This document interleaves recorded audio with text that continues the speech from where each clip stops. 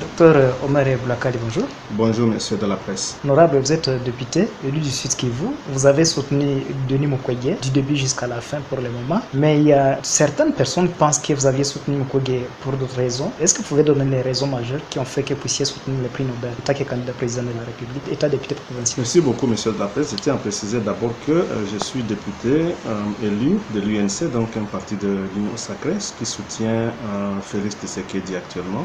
Mais j'ai renoncé, j'ai refusé et je me bats contre la dictature qui avait quitté les institutions dans notre pays pour aller se réfugier dans des partis politiques où il y a la pensée unique. Et c'est une dynamique que nous mettons en place d'abord pour que la dictature soit complètement éradiquée, que ce soit dans les institutions, comme elle veut y retourner, que ce soit dans des partis politiques. J'ai soutenu le prix Nobel Denis Mukwege à cause des valeurs et à cause des valeurs seulement. Parce que nous avons vu que au sein de l'Union sacrée, avec notre chef, il y a eu un échec cuisant. Qu'une de ses promesses de campagne n'a été tenue, aucune alors.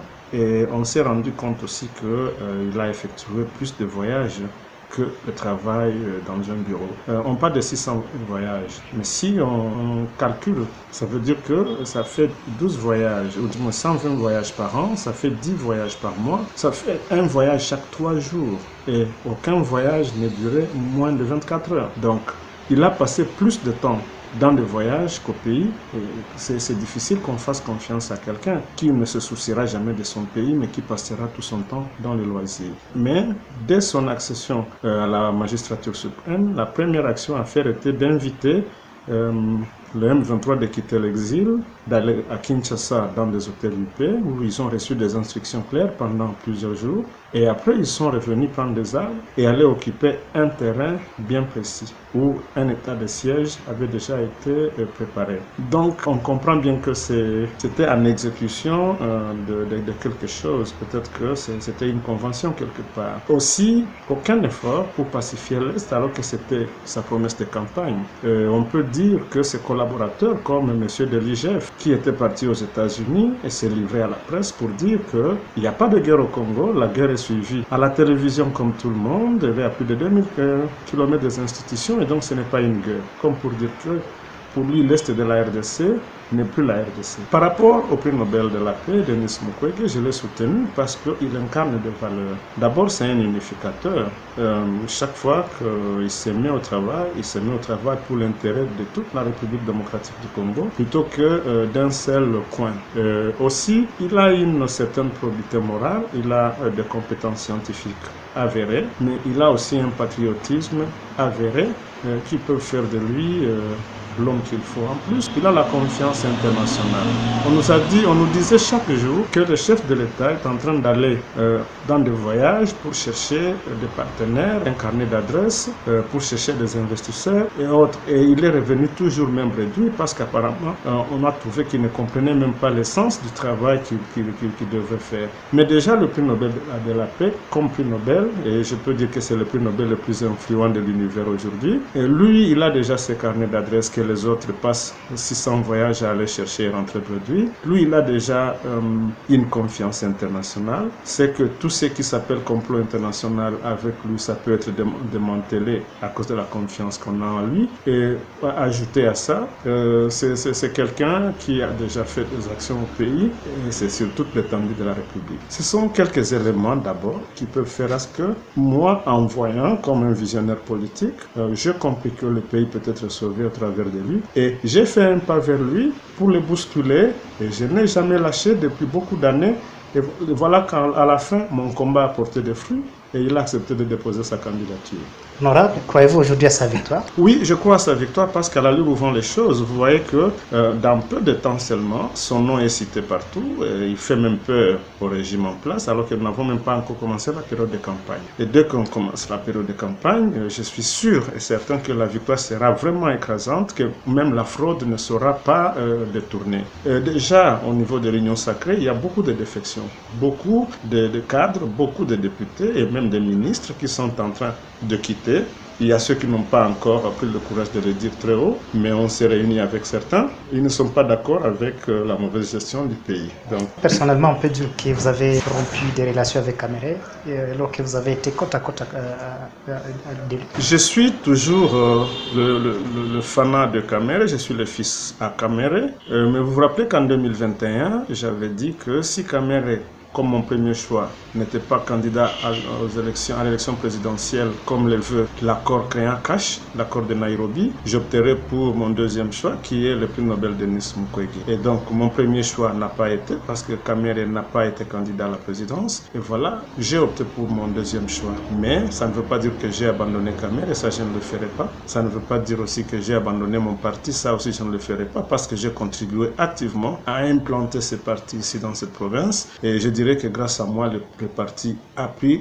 l'allure qu'il a pris, donc je ne peux pas. Je continue à faire confiance dans Kamere, mais je l'appelle, au travers de votre micro, à jeter l'éponge, à quitter l'Union sacrée. C'est un bateau qui va chavirer et qui n'amène le pays nulle part. Il faut qu'il sorte le premier avant que le bateau n'arrive en eau profonde où le sauvetage risque d'être impossible. Je crois, c'est un homme qui écoute et qui analyse tout. Et je crois qu'il va suivre mon appel, il va analyser mon appel et il va prendre une décision de sauver le pays, de sauver aussi sa base, parce que je ne crois pas qu'il va abandonner toute sa base, il va cracher sur sa base que nous sommes ici à l'est de la RDC pour faire plaisir à un individu qui pense que l'est de la RDC n'existe pas et que ce qui s'y passe, c'est à plus de 2000 km des institutions. Honorable, il y a récemment le parti qui a tenté de vous suspendre. Cette décision ne vous affecte pas? Pas du tout, le parti m'a suspendu pour 3 mois et moi j'ai dit gloire à Dieu parce que maintenant ça me laisse un champ libre. Maintenant je peux travailler, tout ce que j'ai dit, je le dis à mon nom et le parti reste à côté.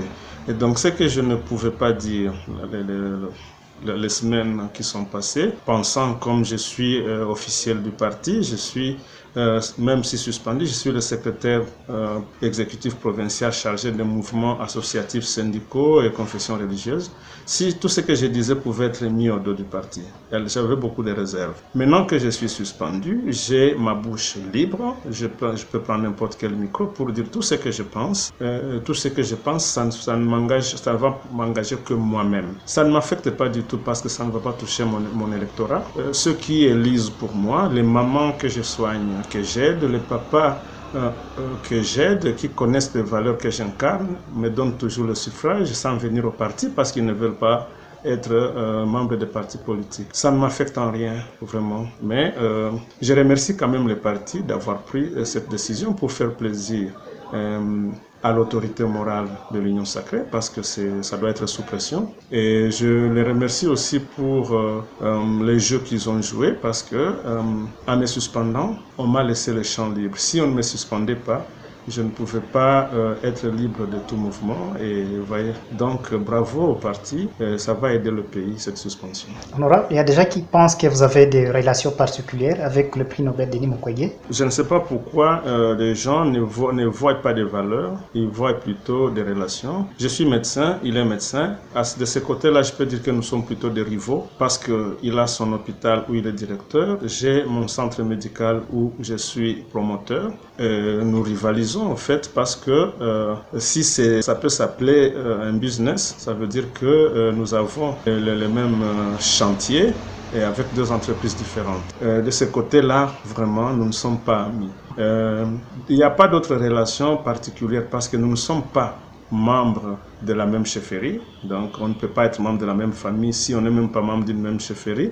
Nous sommes tous fils du Sud Kivu, nous avons tous vécu à Bukavu, mais tout ce qui nous met ensemble, c'est que je me suis toujours battu pour la justice transitionnelle, je dirais même avant lui, parce que j'ai commencé à parler de la justice transitionnelle avant 2002. J'ai amplifié mes premières conférences par rapport à la justice transitionnelle à partir de 2008, jusqu'à ce que lui aussi prenne la même voie. Je me suis toujours battu pour la détraumatisation psychique des masses, parce que le traumatisme psychique qui affecte les Congolais aujourd'hui à cause des affres de la guerre, les Congolais de l'Est sont les plus victimes. Sans un programme de détraumatisation de masse, le Congo ne verra jamais les bons jours. Lui aussi a compris que le traumatisme psychique doit être soigné. et ça doit être soigné à partir de la tête du pays. Voilà un peu les relations que nous avons ensemble. Donc la justice, qui passe aussi par la justice transitionnelle, la détraumatisation psychique de masse, l'éradication de l'insécurité pour permettre à ce que la détraumatisation puisse avoir lieu. Et tous ces paramètres, voilà ce qui nous unit. Ce sont ces valeurs-là que nous suivons. Êtes-vous prêt pour les débauchages, puisqu'il n'y a pas la politique sans débauchage, en fait, de ces tailles la majorité? Je ne pense pas qu'il y aura débauchage. Je pense que les gens vont suivre des valeurs comme ça a déjà commencé. Il y a beaucoup qui sont venus dans notre camp alors qu'ils n'ont jamais rencontré le prix Nobel. Et nous ne sommes jamais partis vers eux. Ce sont eux qui disent « Nous aimons notre pays et nous trouvons que la bonne voie pour sauver le pays se trouve vers le prix Nobel. » Donc il n'y aura pas de débauchage du tout.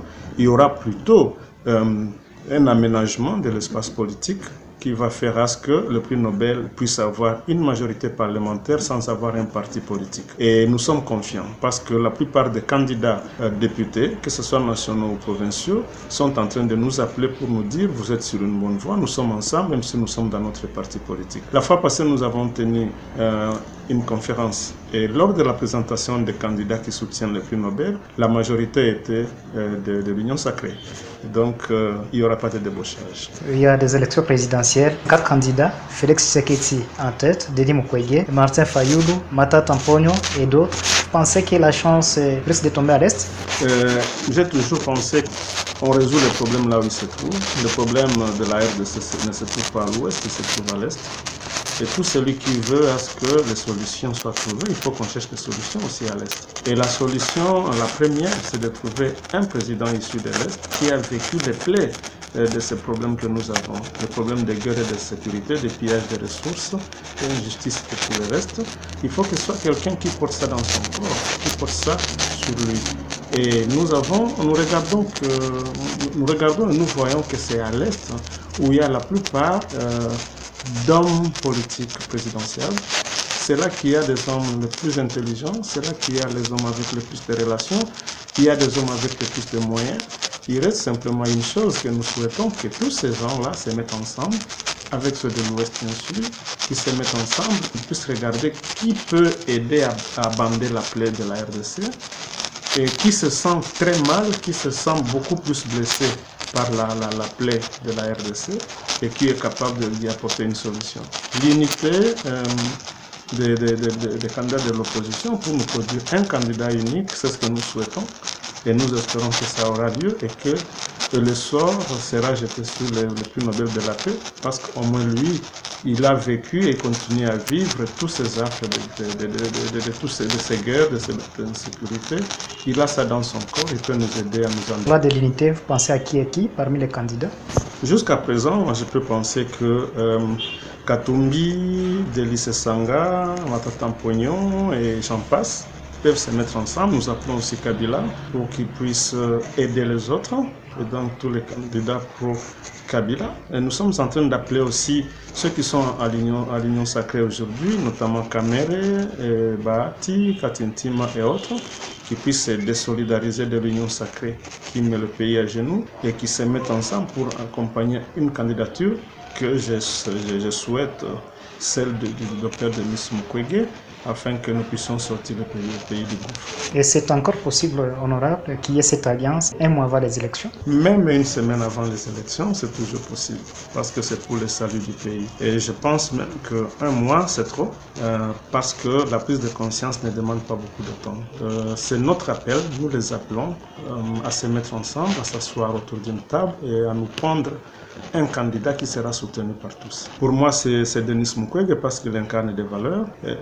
Il a tout ce que le pays cherche. Lui, il est capable, avec à portée de la main, il peut. Et on n'a pas besoin de donner le pouvoir à quelqu'un qui va passer 5 ans à bord d'un avion pour aller chercher des relations, alors que nous avons quelqu'un qui a déjà ces relations. Vous évoquez aussi la question ou la présence de Kabila dans vos relations. Pensez que c'est facile? Bon, ici, il n'est pas question de facilité ou de difficulté, il est question de conscience et de patriotisme. Nous voulons travailler avec tout le monde. Tout Congolais qui peut contribuer d'abord à la victoire et à la stabilisation du pays, on en a besoin. Même Tshisekedi lui-même, s'il peut dire qu'il vient pour soutenir la candidature du prix Nobel en désistant en sa faveur, il sera le bienvenu. Je suis en train d'appeler la première dame qui est Denise Nyakeru et qui est de l'Est, du même territoire que Denis Mukwege, d'accompagner sa candidature aussi, la candidature de son frère, parce qu'au moins ça peut penser, tant soit peu l'appeler, de ses frères qui souffrent à l'Est depuis plus d'un quart de siècle maintenant. Moi, j'aime rencontrer ces gens pour que nous puissions débattre avec eux. Un candidat important alors qu'il vit toute sa vie en RDC, à l'Est, là où il y a les guerres, je ne sais pas, on l'a importé d'où. Et on dit que c'est un candidat des Blancs. Mais nous avons un chef de l'État aujourd'hui qui avait gagné les élections, entre guillemets, en 2018. Mais il a été pondu par Genval et Genève avant d'arriver à l'accord de Nairobi. Mais quel est ces points que je cite qui est une partie de la RDC? Je pense que Genval, ce n'est pas en RDC. Genève, ce n'est pas en RDC. Nairobi, ce n'est pas en RDC. Et puis nous avons un président aujourd'hui qui a passé ses 25 dernières années en Occident, en Europe, en Belgique particulièrement. Sa femme a passé presque toute sa vie en Belgique. Ses enfants seraient des Belges selon ce que nous entendons dire. Et chaque jour, on a parlé ici de 600 voyages ou plus, toujours en Europe. Quel est le candidat des Occidentaux? Quel est le candidat importé?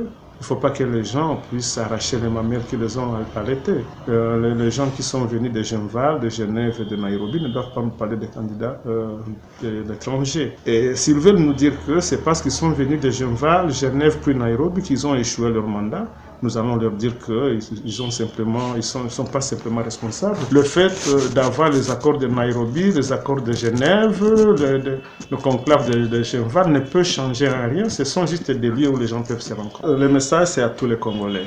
Nous n'avons pas encore commencé la campagne, nous ne pouvons pas dire à quelqu'un de voter pour tel ou tel, parce que ça risque d'être pris comme une campagne précoce. Mais nous demandons à tout citoyen congolais qui aimerait la paix, le développement de notre pays, qui pense qu'on doit donner le pouvoir aux valeurs et non aux antivaleurs, de jeter leur regard vers le docteur Denis Mukwege et de voir ce qu'il incarne, ce qui est vu par ceux qui sont de loin. Il ne faut pas que nous puissions être vraiment presbytes pour qu'un Congolais quitte d'abord la RDC, qu'il aille en France, en Allemagne, en Russie, pour qu'il voie les valeurs du prix Nobel. Ce que les autres voient, ouvrons l'œil et le bon et voyons-le. En plus, nous avons besoin d'un président qui peut s'asseoir avec d'autres présidents et discuter d'égal à égal. C'est impossible de prendre un élève de l'école secondaire et de lui dire d'aller s'asseoir dans une discussion des professeurs d'université, par exemple. Il n'y comprendra rien. Nous avons quelqu'un qui a un cursus académique satisfaisant, qui a aussi une expérience dans l'échange avec des grandes personnalités du pays, mais surtout qui a une probité morale qui n'est plus à démontrer. Et donc nous avons un candidat idéal, en plus congolais, de père et de mère, son épouse aussi congolaise de père et de mère, et qui a passé tout son temps au Congo avec la population qui souffre, donc qui connaît le Congo et les problèmes du Congo. Je suis Dr Omer Boulakari, je suis député élu sur la liste de l'UNC en 2018 et candidat député national sur la même liste de l'UNC en 2018. Je suis habitant de la ville de Bukavu où je reste jusqu'à présent. Honorable, nous vous disons merci. C'est moi qui vous remercie.